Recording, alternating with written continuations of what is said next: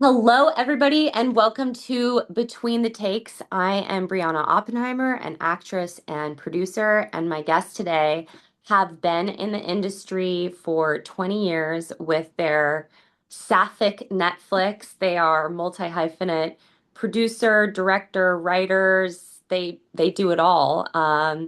Christin Baker and Stacey Powell, thank you so much Hey, for coming on today. I appreciate y'all. so happy to be Yes, thank you for here. having us. So is there anything I missed? Is there anything that you want to tell our audience about what you do in the industry? I think that's, I think you nailed I it. think, yeah, I think you got, I mean, together it seems a little ridiculous, but if you separate us out, then yeah, it's a little bit more manageable. But yeah, no, you got it. Awesome.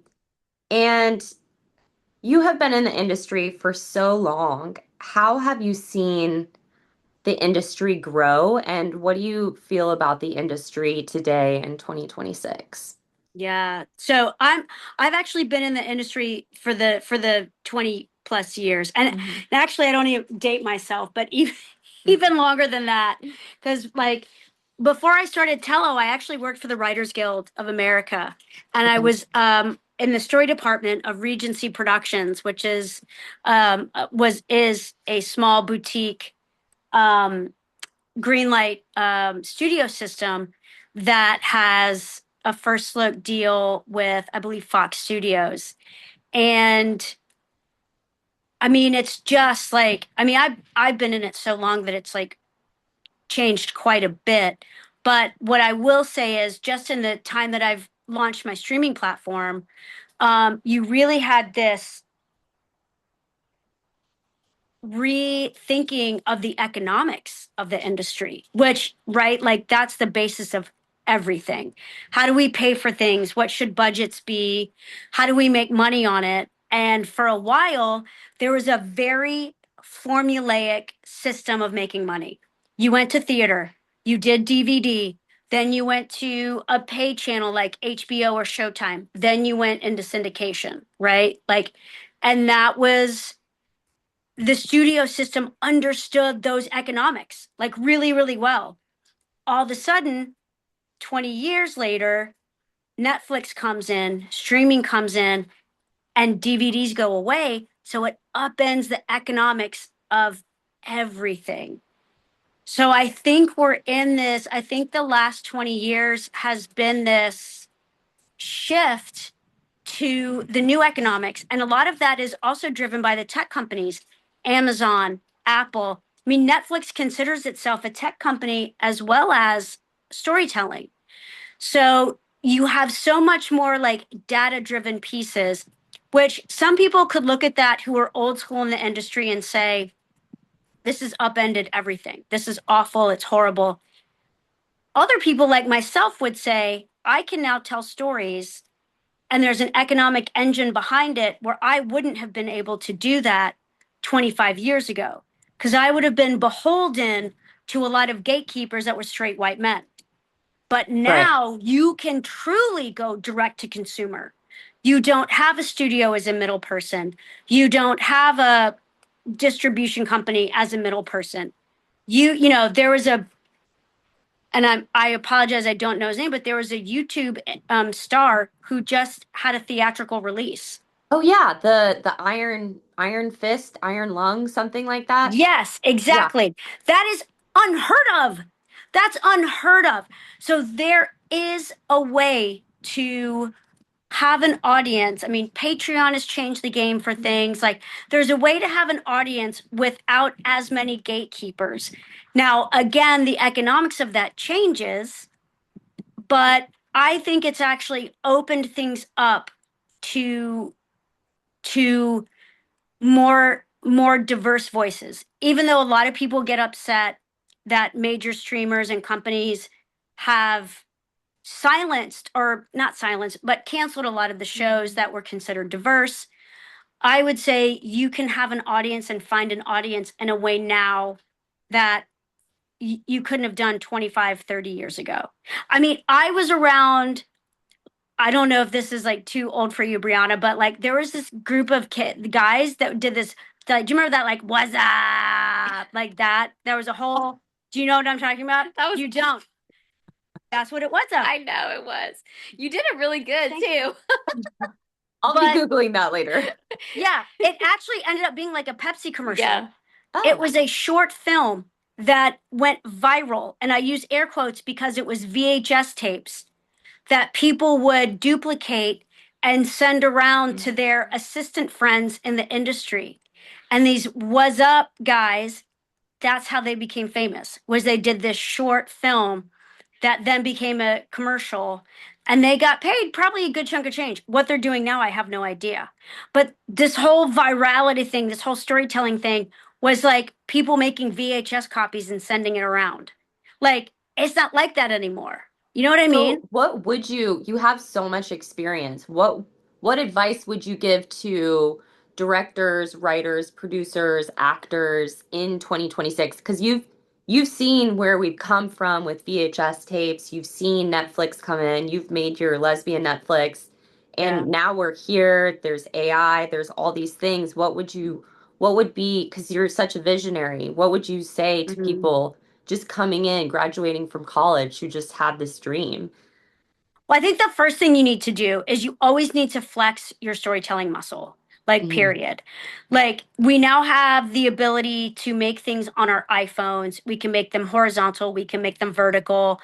So I would say, like, find anyone that you can to collaborate with you, to and just start making things.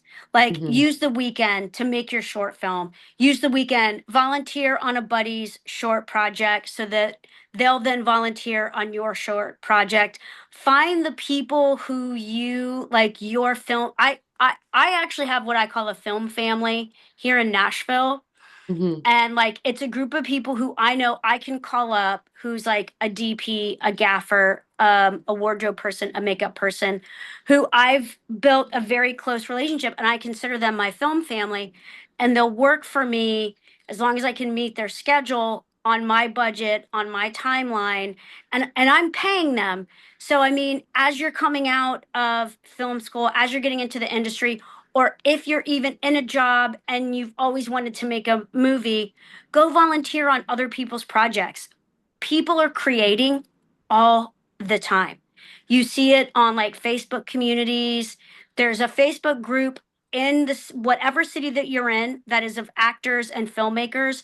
Get a part of that, get in that industry, volunteer your time when you can, meet people who are doing what you want to do, give your time to them, and then when it's your turn to make, say, okay, I worked on your film, now can you come on mine? And so I just think, like, at this point, I just think when you put the energy of doing and making out into the world, that Uh-huh. energy then comes back and it compounds. Okay. And you live in Nashville with Mhm. Stacy. Um, it people always think like, oh, you can only make movies in Los Angeles or Mhm. New York, but that started to shift. Yeah. When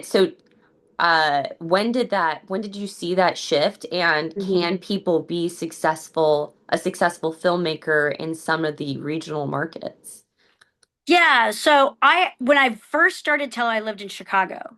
Okay. So I was making web series, short form series in Chicago, like at the beginning, like 19 years ago. And it was kind of the same thing. Like, you just found people. I mean, Chicago has a robust community because of the improv scene.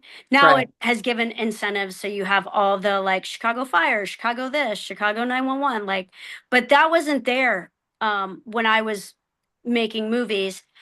But I found, again, like, I found my film family. I just started doing, I just started creating. I found someone who, would want to work with me. And then I worked with them on different projects. So, yeah, so I started in Chicago. Then I did make one movie. No, that's not true. I made a few things in LA. They were so small budget, but the film community there is robust, but you don't have to be out there. Again, the smartphone has changed the game. You can get high quality content by just using a cell phone. Like, we used very fancy REs, and Alexas and like, I've never used the Red, but like we use like very fancy cameras where you could change the lens, but you don't need that. You just need, and I do say this, you need good sound. Like that is the one place where I'm like, I could shoot stuff and I do on my phone for our travel show, Lez Go travel show. But I have always been very, very particular about sound. I've made sure we had lavalier mics or a shotgun mic at all times with us because that will throw someone out of your story faster than anything else. So I think there's, tax incentives are everywhere now. I mean, I feel like the filmmaker first starting out is not going to think about tax incentives, but what Yeah. that does is that does create a community where there's actors everywhere. There are people who wanted to be actors who are good. You might not have like the Oscar award winning actor in your town, but you're going to have someone who's darn good who will tell your story. Everything is in service to the story. So I think regional filmmaking is at its best right now because you have people who they just want to come and play and they want to work and they want to flex their muscle. Maybe they have a really nice camera. Maybe you all just use your iPhones. That's fine. Just you've got to start telling the story. You've got to start storytelling. Get rid of whatever barriers are there and like figure it out. And Stacy, you're a writer. Hmm. When you go to write, what helps you start? And what are you thinking about when you go to create? Um, I would say, I mean, most of my inspiration comes from actually like listening to music and like going run by myself or walk by myself or just like being in nature. Like, and it's a little different for me because like I see it more like in my head, like as a movie playing. Versus like writing it down. Like I know a lot of writers like to use like an outline and like write it all down, but for me, I see like the images in my head playing, and then I just get back home, get my laptop out, and just like start writing it out, and it just kind of like comes to me like a movie playing in my mind. So You always have a playlist too. yeah, like oh, and I have to have music playing. Music helps me write. I don't. And It's weird. Like I don't want silence. I actually like need music playing. that makes sense because I mean, all of the best movies have this great score, and so Yeah. you kind of have Yeah. that And that's like score what going. inspires me is just, hearing like the instrument, especially like film scores playing in the background too. Is like, yeah, it just like gets me in the zone right away. I'll have to send you my favorite film scores Oh my God, because please do. I have a really good film score playlist. Okay, we can geek Um, out about it. do you What advice would you give to an actor that wanted to be in one of your scripts, Stacy, or in a production of yours, Kristen? Like, how would they go about that? Well, I'm gonna be honest. I will have people message me on social media usually or send me an email that's like, I'm a queer actress. Like, how do you cast? And I have not been really good at putting casting calls out on our social platforms, and I should be Mhm. better. Okay. What I have done in the past, first, I have used a casting director who posted on Casting Billboard. So I would say, like, there's a way to see casting notices in your area through, and you would know this too, Brianna, Yeah. Casting Billboard and Backstage, I Yeah. think. But Yeah. the other Backstage. place is Facebook. Facebook has a lot of acting boards where you can post for an acting job. Now, some of them are unpaid, but the last many movies that I did in Nashville for some of the smaller roles, I would post on an acting Facebook page and I would say, send me your headshot, send me your resume, send it. And I'm very specific. I'm like, put this in the subject line, send this and this. And then if you're right for this role, we'll send you sides and then instructions to do a self tape. So the first thing I do is look at headshots and resumes.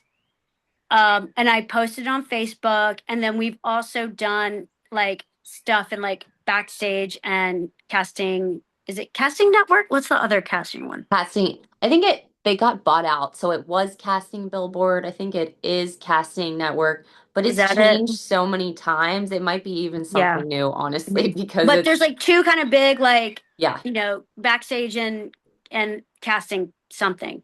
yeah, And that's where we posted. And I should have posted more publicly on my Facebook and Instagram call for submissions and so I'll have a breakdown. This is the character, this is the age, this is the gender, this is the description. And then, but I would say to actors, just make sure you follow the directions. Nothing drives me more crazy than someone who does not follow the directions. Like, put this thing in the subject line, put that in the subject line. Send me your headshot and resume. If I want your acting reel, I'll ask for it. If you don't have one, that's okay. And then I'll send you sides if I feel like you're right for the role. And Stacy, do you ever envision somebody while you're writing and you're like, oh, I really want this person? Do Oh, we have to audition? well, for me, it's more like I'll pick like famous people, like, like Okay. super famous people, because that helps me to be able to write it more like in my mind as I'm writing and see it like as like I was saying, like as a movie playing. But I mean, it's gonna be like, like Rebel Wilson or like, like Kate Yeah, Hudson. I mean, right. but it does help me to like write out the scene though. Like like, placing like, okay, this is this character, this is this character. So and then, if it came to be a movie, obviously, we might not be able to get Rebel Wilson, but Right. it would be someone that looks similar to her. So I would hope so. And what are your thoughts about actors and filmmakers using AI tools to help them with their auditions, like a teleprompter for actors or like a script analysis tool for filmmakers? Do you think that's fair? Is that cheating? I mean, what are your thoughts? I just think like anything that helps you convey who you are and your Yeah. authenticity is always a bonus. Yeah. I would say if AI can help you do a better self-tape, Yeah. as long as it's not AI doing the self-tape, it's like Yeah. use it. Yeah. Like I think like I both understand and don't understand the hyper vigilance and aversion to something that is not going away. Yeah. Yeah. It's just like, Matthew McConaughey and who's the other guy? Timothy Shakalaka No, Ding No, it was somebody no, else. That was a great it was the interview, guy though. that punched a guy in New Orleans. Who's Oh, Oh, Shia. Shia. Shia LaBeouf Yeah. did a CNN town hall Yes. at the University Great of Austin, I idea. think. It was Oh. Austin. Yeah. On AI Yeah. specifically. And Matthew McConaughey said it perfectly. He was like, it's not going anywhere. It's like Yeah. you need to get on board. You can fight it, you can try and wish it away. It is not going anywhere. It is now part of how everyone is going to be doing business. So, He and said there'll be AI awards well, one day. he said there could be. There are already. Well, Yeah, he meant see? for the Oscars. He meant for the Oscars. He was saying but there could be an Oscar Oh. category. He said one day. I don't know about that, Oh. but I think like I've seen some really, really bad self tapes, Brianna. I've seen some horrendous self tapes of What people makes a doing bad it. self-tape? Someone who does it in their car. Don't do it in Okay. your car. I do understand. What if the scene is in the car though? Well, that's fine then. Okay. But if the scene is in a hospital, don't do it in your car. Okay. And like I understand, like sometimes people are like, this is where I sound the best because Yeah. the sound is better. I'm just, it throws me out of the scene. Yeah. You know, and like you said, unless it's in a car, then you're fine. Okay. But and I always prefer I think it's better when someone reads with someone off camera. But I know not everyone has the chance to hire someone or go somewhere or have someone in their life who can read with them off camera. So I've actually Well, that's seen why we have howtoselftape.com and it has teleprompter and voices for people to use. Yes. And And that's where I think AI would be better because if I am watching you, Brianna, reading a scene that I know is recorded with you, Brianna, it's just hard. Like I understand how you need to do that. it's just hard for me as the director and the producer to pull myself out and really see your performance. So if you can get something or someone to read opposite you that is the gender of the person in the scene, that is going to be so much more helpful. So if you have a teleprompter, if you all have an AI voice that can help read the other side of the scene, fantastic. That is better than you recording yourself, playing it back, and making the timing okay for the scene. Because you've got to convey your skill and your talent to the director. Right. Whatever tools you can use. And like I said, like there's a lot of actors out there who are on a budget, who don't Yeah. have a lot of money, who can't afford $100 an hour to go do a self-tape at a self-tape studio. Yeah. That's where your platform and your program is really going to be of value, because I want to see your performance. I don't really care about the person off screen, but Yeah. it better lift you up. And that's the key. Yeah, I find even when it is person to person, sometimes if I'll have another actor read for me, they're thinking it's their scene and they're like, "Hello, Bethany." And then you're like, Right. "Whoa, this is my scene. Can you be Yeah. normal for a second?" And so Yeah. even I even enjoyed that because the AI voice is not doing anything crazy. It's just, Totally. It should be about you. It yeah, should it be should be about about, yeah, you. Period. yeah. So I'm very, very grateful for that. So also when you're picking projects to be on Tello Films, how do you choose like, oh yeah, we want this project to be on Tello? So I'll ask a clarification question. Do you mean like when we license it or when we're picking something to fund? Both. Okay. Well, licensing, it comes down to a lot of different factors. Number one, like usually the distribution company, it depends on what they want for the movie. If they have a minimum guarantee that they want for it, how much is that minimum guarantee? Is it 2,000? Is it 10,000? Is it 50,000? So, and then is the movie worth that? Like, is the movie, does it have a star? Does it have a name in it? Does it have someone that is recognizable?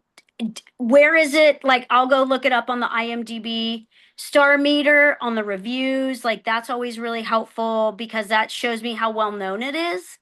And Okay. then I can kind of pick, like, is it a foreign movie? You know, how well does it translate? And what's the, and then, I'll just assume it's a good quality, right? Like the sound is good and the visuals are good. So those are a lot of the factors that go into it. How old is it? Who are the stars? Is it foreign?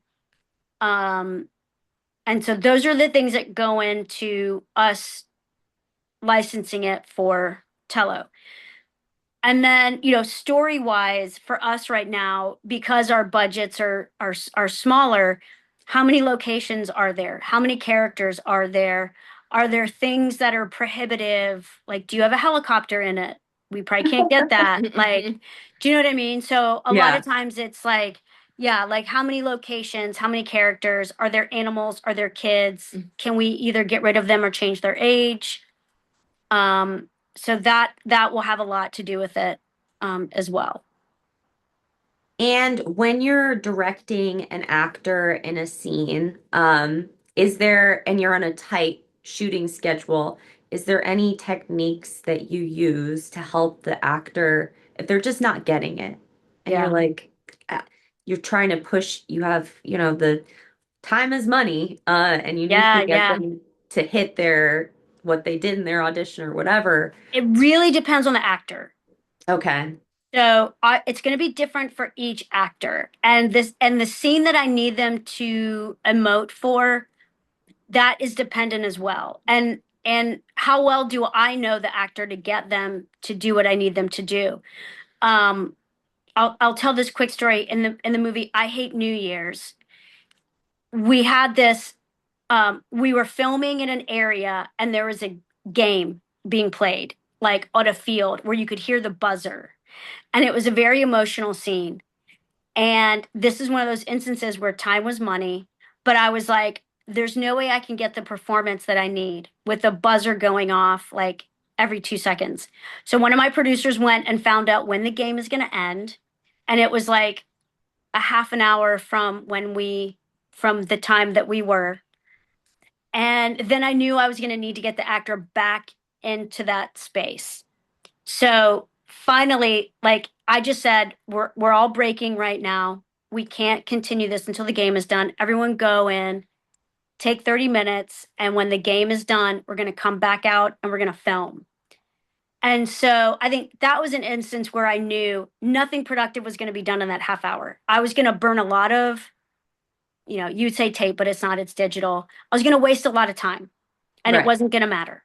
So everyone went inside. Then when we came back out, I knew that the actress, who's Dia Frampton, who's fantastic, I knew she could get to an emotional space quickly, but I needed to get her there and she just wasn't getting there. And so I just said, all right, everyone chill for a second. And I just walked up to her and I was like, hey, Dia. I was like, this is a tough scene, huh? And she was like, yeah. And I was like, but I also said, be close to where we can film. Like I didn't say go inside. Everyone was like kind of not staring at the actors. Yeah. So like, but they were all next to the camera, next to the lights, next to the audio. And I just said, and it was a scene where Dia had to like really emote. And I was just like, she's a songwriter too. I was like, have you ever been in love? She was like, I don't think so. And I said, but you write about love songs. Like, how do you do that?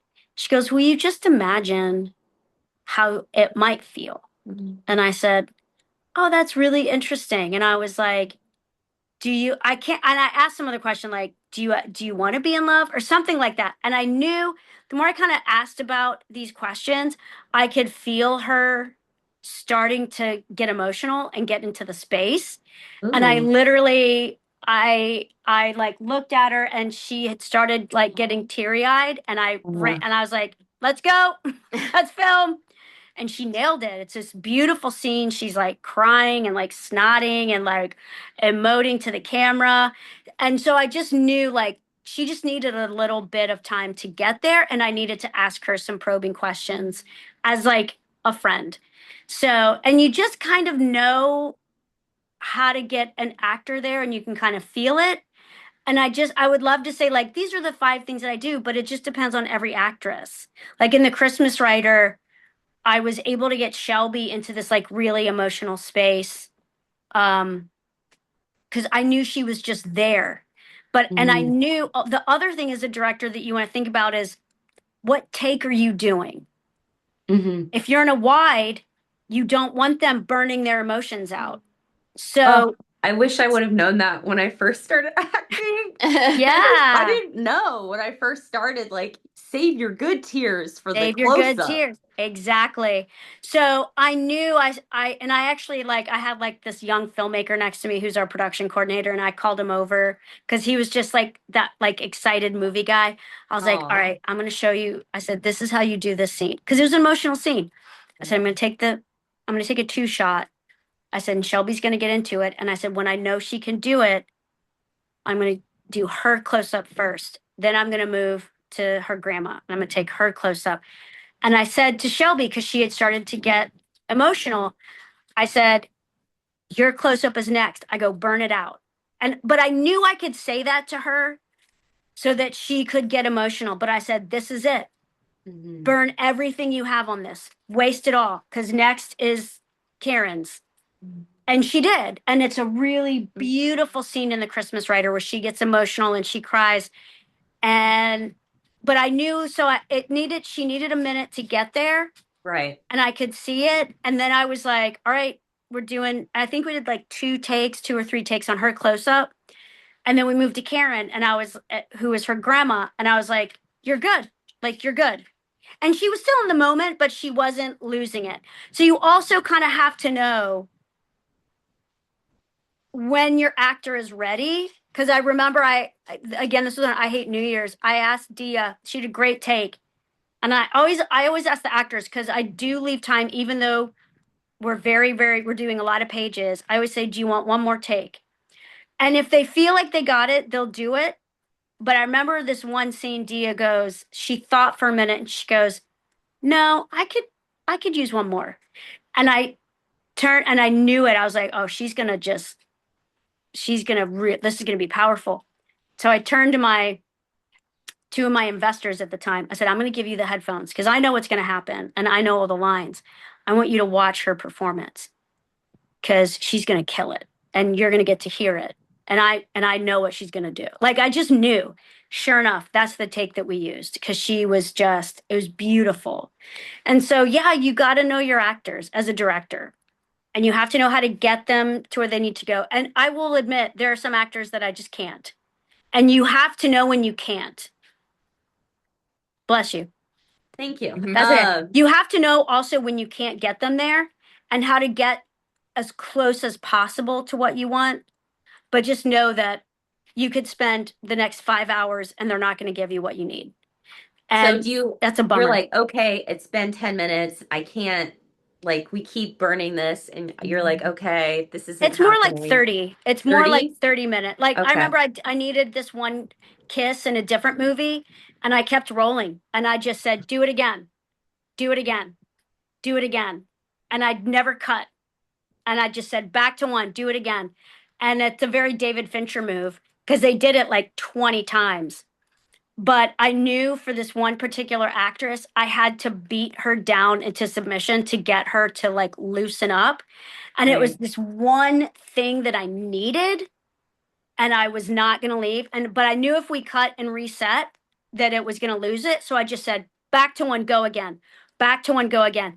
And we did it. I mean, I think like 20 times until I had it. And then I was like, okay, but Wow. I wasn't going to stop. And like like she was an actor. She was a child. She'd been an actor forever and she was a very good soldier.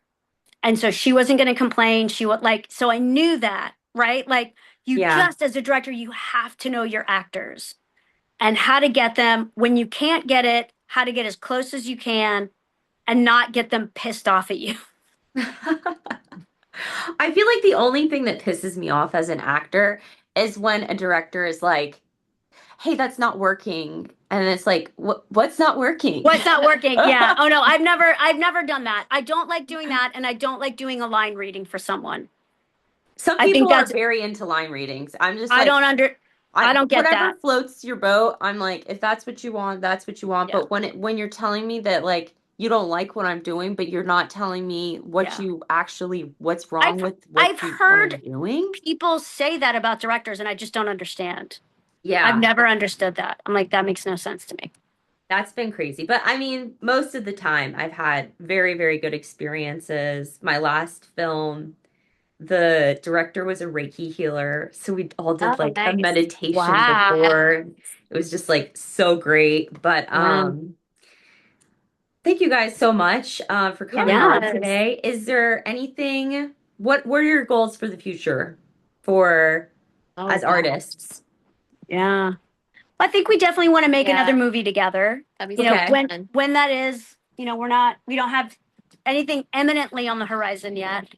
But I love working with Stacy, so on a film. So we'll be directing something soon. Um, I do want to say, and I think Stacy can speak to this better than I can. I really, really think as an actor, it's incredible to have a really good social profile. Mhm. And I'm awful at social, so I say that as a casting person. I don't do ours, Stacy does, but Uh-huh. I do. And you have a great social profile as well, Brianna. Thank But you. I think That's like right. It's so important. it really is. It's as someone who casts, it's the thing Yeah. that will make a difference in choosing you as an actor over someone else, given the performance being equal. The thing is, my friend was on a show and they went through her Instagram and they were like, okay, you need to get rid of that and that and Mm-hmm. that. And I don't post that much, but I make sure everything that I Mm-hmm. post is like very specific to who I am. I'm not, posting like me with, I don't know, at a hot dog factory. I don't know, like something Right. random. Yeah. But I And I think interacting too, that's Yeah. what a lot of people don't do, that Mhm. you and Stacy do really well, is yes. commenting, Yeah, and absolutely. liking posts and liking Being a real comments. person. Yeah. Yeah, you never know how that social media connection is going to, move to something to a business relationship. You're working with Exactly. some. Yeah. So true. Well, is there anything, where can we follow you guys? How can they sign up for Tello? Just tell us all the things. We want to support you guys. Tell No, you tell them. them. Well, we're on TikTok, Instagram at Tello Films. We also have our travel show, Let's Go Travel Show, that we're really proud of. We travel around and we interview lesbian business owners and we showcase where it's safe to travel for our community. And the travel shows on Instagram and TikTok as well. So we would love for you to follow us and yeah, subscribe to Tello Films. Yeah. The lesbian Netflix. That's right. The lesbian Netflix. Well, Yes. thank you so much again. Thanks for And having us. I can't wait to see what kind of films you make in the future. Thank you. Same about you too. Oh, thank you. Thank you. Let's see. Stop.